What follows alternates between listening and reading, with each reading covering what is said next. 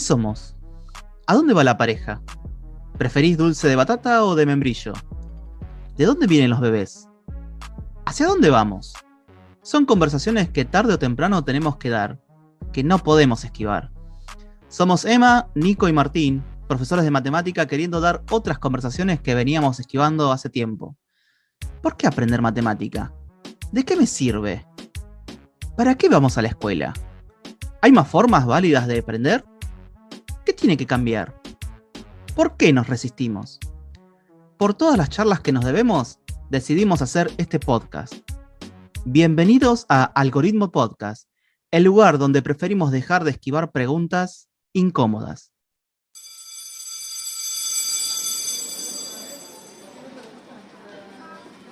Bienvenidos y bienvenidas. Les pedimos que ya vuelvan del recreo, que tomen asiento y que se dispongan a escuchar la segunda parte de la charla que tuvimos con Jorge Cardelli. Si no escucharon la primera parte, lo que les recomendamos es que vayan a buscarla justo arriba de esta que estás escuchando para poder entender lo que decimos en la segunda. Bienvenidos a otro episodio de Algoritmo Podcast. Imagino que cuando Freire estuvo al mando de toda la parte educativa, habrá sido como una fuerte realidad de ver, bueno, y a matemática, ¿qué hacemos con la parte de las ciencias exactas? ¿Cómo congenia todo esto que plantea con la parte de las ciencias? Sí, yo creo que Freire no tiene, como muchos, no tiene una teoría de la ciencia. Es decir, claro, hay una cosa importante que es distinguir. La ciencia no es filosofía ni la ciencia es ideología. La ciencia funciona con una cierta particularidad, ¿viste? Que es que hay una teoría que está gobernando la práctica de la mayoría de los científicos. Si vos ves hoy la física, tuvo un gran debate con la mecánica newtoniana, vino Einstein, después vino las teorías cuánticas. Bueno, hay un conjunto de componentes teóricos que gobiernan la actividad de investigación y la actividad del pensamiento de los físicos. Eso es una realidad. Entonces, y también los estudiantes que estudian física también se tienen que adentrar de alguna manera en el funcionamiento de dicha comunidad. ¿Se entiende? Entonces, en ese sentido, no alcanza como decir que tenemos que dialogar, no, son recetas generales, claro. No alcanza con eso. Entonces, en ese sentido, el desafío que tenemos nosotros, ¿no? Que es importante. Sí, depende de cada territorio, también. Es como mucho más general, mucho más particular, más que general. Claro, entonces ahí las dificultades están planteadas. Y no quiero dejar de plantear un tema, que por ejemplo acá se plantea con mucha fuerza el tema de la economía popular, de la economía social, en fin. Bueno, hay una cantidad muy grande en este país, grande, que si no hay realmente una clara iniciativa de educación popular, que implique la incorporación de vastos sectores a la vida productiva, a la vida política. Para mi gusto no se va a poder, no se resuelve simplemente diciendo que consiguieron un plan social, que consiguieron trabajo. Claro. Totalmente. ¿Me entendés? No alcanza con eso. Entonces, el tema de la educación popular, en ese sentido yo la miro como una perspectiva. Y bueno, Freire es uno de sus fundadores y uno de sus aportantes, pero después esto va siguiendo diferentes caminos, ¿me entendés? Perfecto. Che, Jorge, una consulta, una consultita. Ahora, veníamos hablando mucho con el tema resuena mucho la palabra IMPA. No sé si podrías contarnos brevemente qué es el IMPA, cómo nace, para que también quienes nos oyen sepan de qué estamos hablando cuando hablamos de IMPA. Como una pequeña historia o historización breve para contextualizar un poco.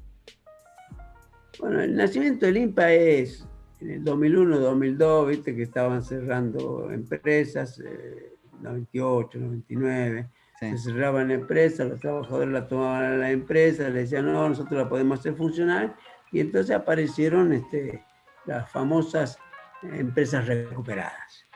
Y entonces, bueno, se recuperaron cientos de empresas, miles, y bueno, y dentro de eso se generaron grupos o movimientos que se aglutinaban, digamos, en cómo llevar una línea política coherente con este proceso, con estos proyectos de empresas recuperadas. Así surgió el INPA. El INPA es una empresa recuperada.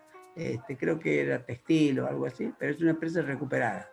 Bueno, a partir de ahí, esta empresa luchó muchísimo, porque la primera lucha que han tenido es que los que eran los dueños se las querían quitar de vuelta. Este es el primer paso. Segundo, que querían apoyo económico, que querían crédito, que querían alguna serie de ventajas que le permitieran desarrollarse. Esa lucha les ha llevado enorme esfuerzo, y bueno, y el INPA zafó porque, qué sé yo, no sé, un poquito antes de que se fuera Macri, el Senado, no sé quién, resolvió con una ley y quedó en manos de los trabajadores. Quedó en manos del Estado, gestionada por los trabajadores, digamos. Okay. Entonces, eso quedó la empresa. Pero alrededor de ella se generó también un movimiento cultural importante.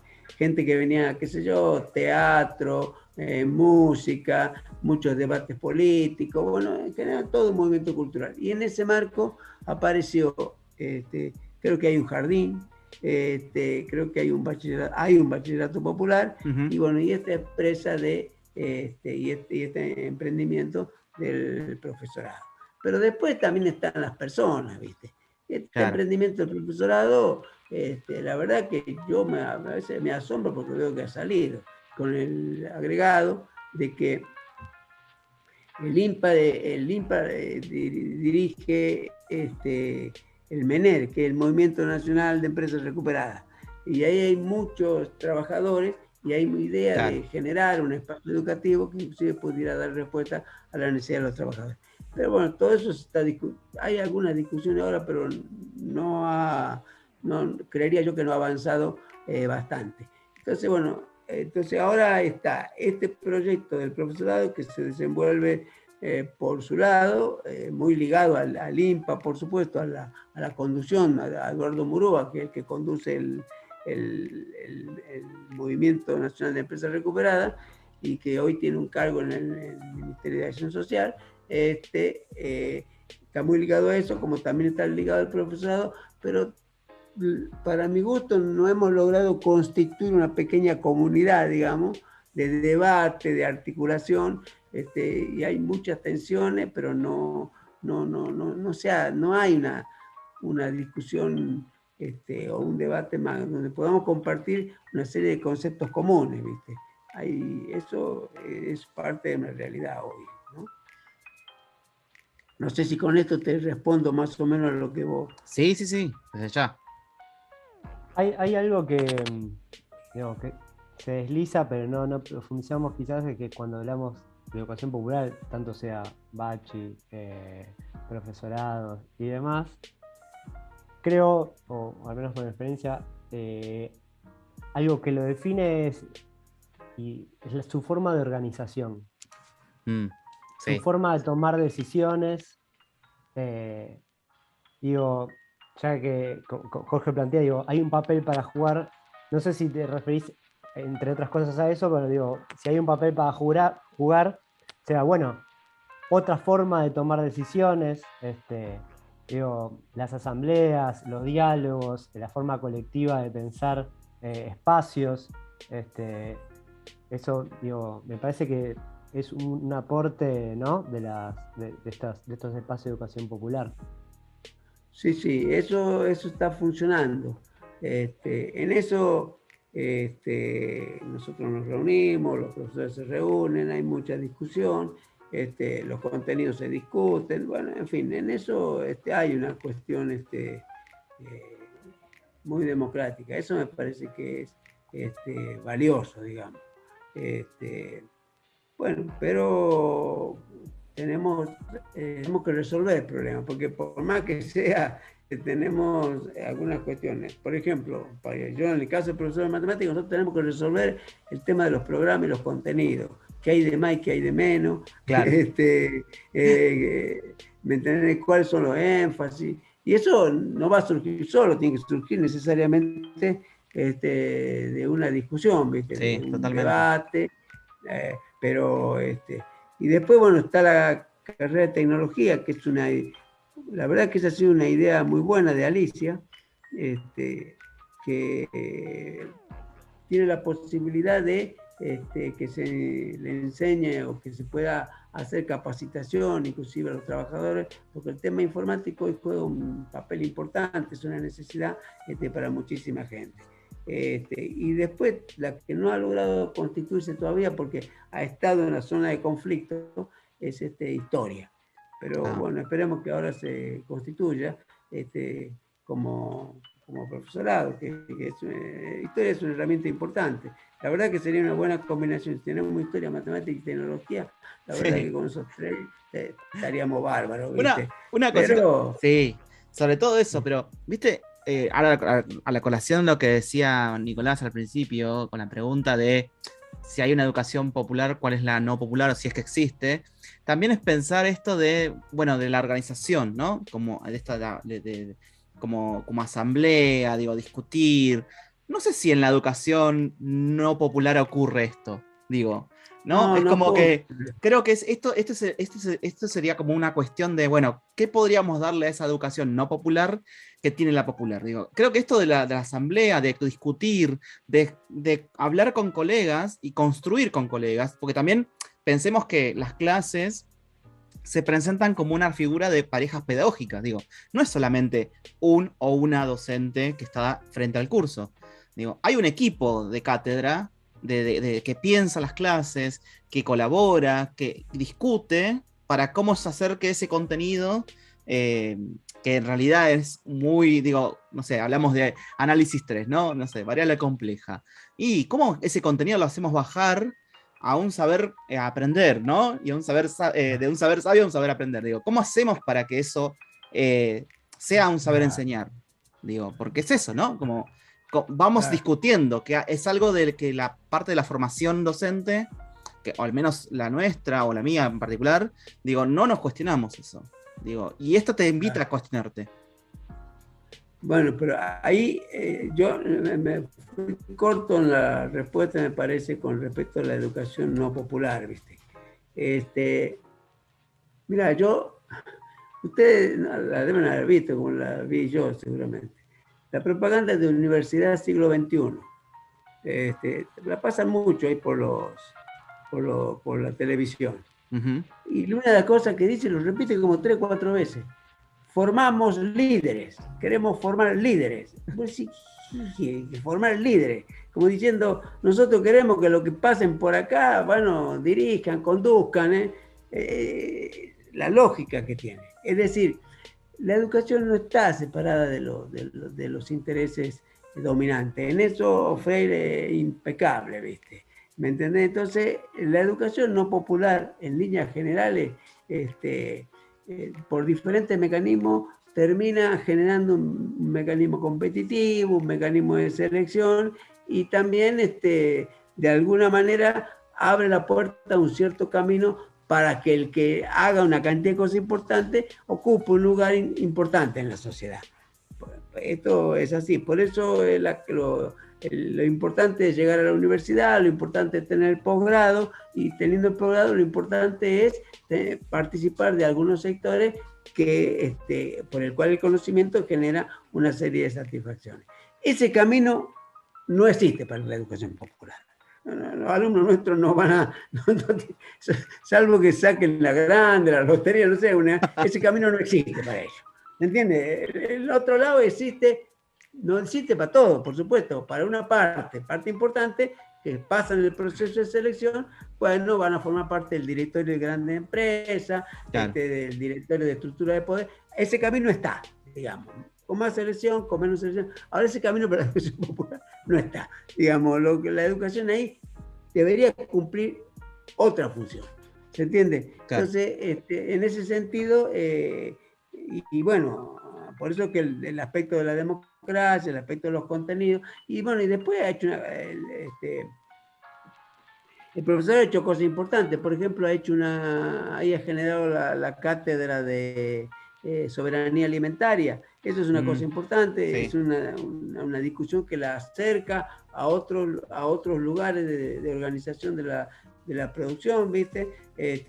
Después hicimos cosas comunes ahí con la cátedra de psicología social, por el hecho de conmemorar una relación que tuvo Pichón Rivière con Paulo Freire, y bueno, y hay otra posibilidad, y bueno, también seguramente nos incorporaremos a esto del Menero. O sea, hay una idea de que la educación cumpla una función social, que cumpla un papel social, digamos, y donde sus estudiantes, los que se reciben, sus profesores, también seguramente sí hay un camino para que cumplan un papel dirigente. Eso sí hay un papel para que cumplan un papel dirigente, un papel orientador. ¿Por qué? Bueno, porque van a ser, muchos de ellos son los que tienen un saber. El saber, nos guste o no nos guste, el saber le genera a la gente una posibilidad directiva, una posibilidad organizativa, una posibilidad de hacer propuestas. Es decir, el saber, sin caer en la tesis tan fuerte que saber es poder, pero no, el saber no es una cosa inocente, ¿se entiende? El saber Totalmente. genera posibilidades, y en el colectivo, en todos lados, genera la posibilidad de orientar. Entonces, bueno, eso es bueno. Una cosa es eso y otra cosa es plantearse ser líder o ser parte del directorio de una empresa multinacional. Son dos cosas diferentes, pero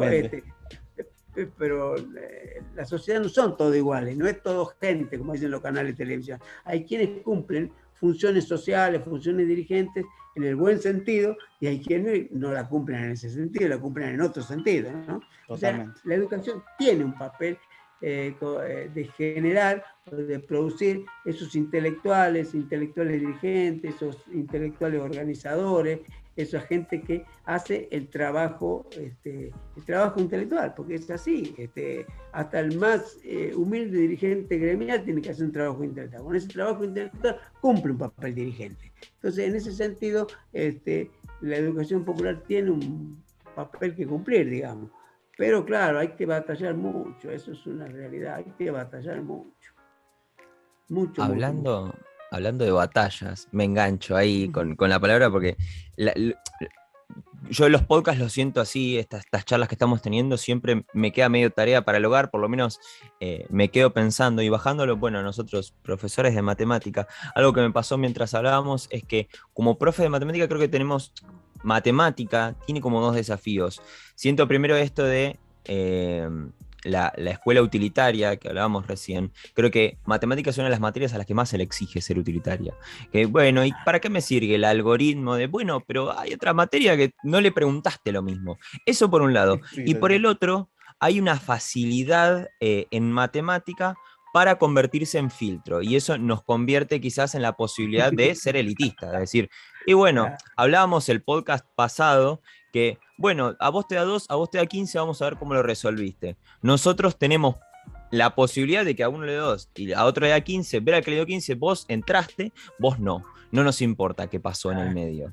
Entonces hay como dos desafíos de cara a matemática, por lo menos. Sí, le da la particularidad de ser filtro, tenés razón, es la herramienta ideal para hacer filtro, para clasificar y decir vos no, vos sí, vos no, vos sí, eso es así, sí, eso es así. Y nos deja ahí también en el centro, ¿no? A nosotros como docentes de matemática. ¿Qué hacemos? Claro. La verdad es que uno le gustaría, a veces uno no sabe cómo han resuelto sus compañeros de trabajo ciertos problemas. Y quisiera saber cómo lo han resuelto. Yo a veces lo escucho ahí a Matías por ahí, dice, no, porque le doy tal tema. Y bueno, lo habrá resuelto de otra manera, o qué enseñó, qué no. Pero bueno, en ese sentido, nuestro protagonismo todavía no ha entrado en el tema de la enseñanza o en el tema didáctico. En eso discutimos, pero no tanto, digamos, ¿no? Pero bueno, esta es una experiencia que se avanza lentamente, ¿no? Sí, también es esto del diálogo, ¿no? Del diálogo con el otro, con otra, de pensar esto de, bueno, ¿cómo lo resolvió esa persona? Digo, esto que decías, bueno, ¿cómo dio ese contenido? creo que también Claro. esto de pensarnos y de estar preguntándonos con otros colegas, de consultarnos, nos abre un abanico de posibilidades. Digo, de cómo llevar ese contenido, de cómo transformarlo, de cómo repensarlo. Digo, porque a veces uno dice, bueno, che, a ver, a mí me enseñaron, no sé, geometría 2, ¿no? Pensando. No sé, me enseñaron vectores de una manera, pero puede ser empezar la materia de otra forma. Digo, entonces el pensar con otras personas te permite ver otra perspectiva totalmente distinta, ¿no? También la recepción de los estudiantes, que también es cuando uno evalúa, es como, bueno, eso que yo o que nosotros pensamos, ¿cómo se recepciona? Digo, si veo que están todos y todas desaprobadas, digo, bueno, pará, acá hay algo pasó. No es problema de los estudiantes, es problema del docente ahí. Digo, Claro. ¿qué está pasando con el contenido? Bueno, lo di es muy alto para lo que yo pensaba. ¿Cómo lo transformo? ¿Cómo puedo hacer que ese contenido llegue? Hay como muchas cuestiones, pero creo que el diálogo y la comunicación entre cátedras o entre docentes en este caso, me parece que es fundamental, digo, de preguntarse. Creo que algo de la pandemia también deja esto, ¿no? De no pensar las clases sola, sino que, bueno, che, a vos, está bien, no te puede funcionar todo, seguramente en el mismo aula, una planificación. Pero quizás sí te dé ideas para vos reformularlas. Eso también hay que, como para pensarlo. Se me ocurre también, ¿no? Como qué experiencias nos dejaron la pandemia y qué experiencia me deja también la educación popular. Digo, esto de forma asamblea, de el diálogo como algo constructivo. eh, Va por ahí. Claro, claro. Ahí, por ejemplo, una cosa que, porque nosotros ahí tenemos tres orientaciones, digamos, como tres líneas. Damos análisis, damos álgebra y damos geometría, digamos, esas serían como tres. Y después viene, bueno, llama complemento, qué sé yo, cálculo numérico, matemática discreta. Bueno, ahí en esas cosas hay una secuencia de 3 años, de 3 cursos, o Claro, 3 cosas. Ahí es importante ponerse de acuerdo en los énfasis, por ejemplo. El concepto de vector. Bueno, el concepto de vector es un concepto importante, sumamente importante. Está presente en la física, está presente en todos lados. Es un concepto de fondo. A lo mejor hay que ver cómo uno lo enfatiza. A mí me pasó que yo di geometría 3 y me di cuenta que el concepto de vector era importante, pero claro, ya había pasado un montón de tiempo atrás y entonces no pude nunca, pude un poquitito, pero no pude nunca meter lo que sé yo con el concepto de vector con no sé, con la elipse o con otras cosas o con los sistemas de coordenadas. Y entonces, bueno, todo el sueño que tenía claro. de, qué sé yo, que el concepto de vector me sirva para enseñar una cuádrica, para enseñar la ecuación general del segundo grado, no, se quedó por el camino. Claro, queda Pero trunco. por eso, claro, me quedo por el camino, trunco, totalmente. Pero bueno, capaz que yo a veces pienso, bueno, si lo hubiese reformulado para acá, ¿por qué no? Porque después uno se entretiene con una demostración, capaz que no, hay que Sí, demostrar 2 o 3 cosas y otras no, otras pasarlas, en fin, hay que resolver, digamos, de manera sí, que uno vea que pueden avanzar, que pueden demostrar, pero que también entienden las cosas, pueden hacer algún ejercicio.